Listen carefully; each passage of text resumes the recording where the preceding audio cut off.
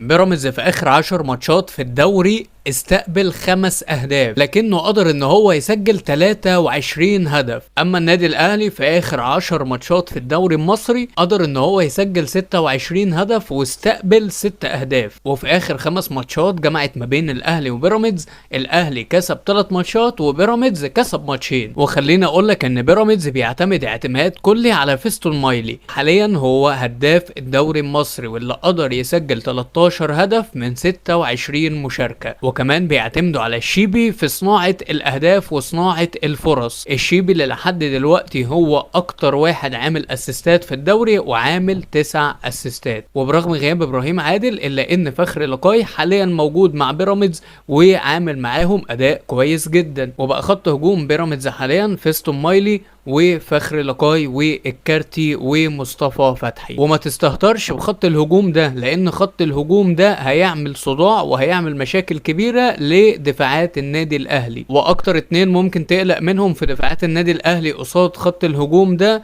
محمد هاني ورامي ربيعة. واي ثنائيات هيدخلها رامي ربيعة او محمد هاني بنسبة كبيرة جدا هيتفوق فيها هجوم بيراميدز. اما بالنسبة للنادي الاهلي فانت اكيد شايف ان النادي الاهلي حاليا بقى بيعتمد على وسام ابو علي بشكل كبير جدا، ووجود وسام ابو علي ادى ثقة كبيرة جدا لكولر والجمهور النادي الاهلي. وسام لعب مع الاهلي في الدوري المصري 10 ماتشات وقدر ان هو يسجل 8 اهداف. وعندك كمان حسين الشحات وعبد القادر وامام عاشور، والفترة الأخيرة ابتدى يخش معاهم عمر كمال عبد الواحد. كل دول يعتبروا مفاتيح لعب للنادي الأهلي. وخط هجوم الأهلي أو حتى مفاتيح اللعب اللي الأهلي بيلعب عليها، الحاجات دي هتقدر تسبب مشاكل كبيرة جدا جدا جدا لدفاعات بيراميدز. لكن سيبك من كل الكلام ده، حاليا الأهلي وبيراميدز هما اللي بينافسوا على الدوري، وحاليا الأهلي وبيراميدز هما أقوى هجوم في الدوري. فالواحد عايز يشوف كورة حلوة، الكورة اللي كنا بنشوفها زمان، الكورة اللي الواحد بيستمتع بيها. مش عايزين بقى نشوف العقم الكروي،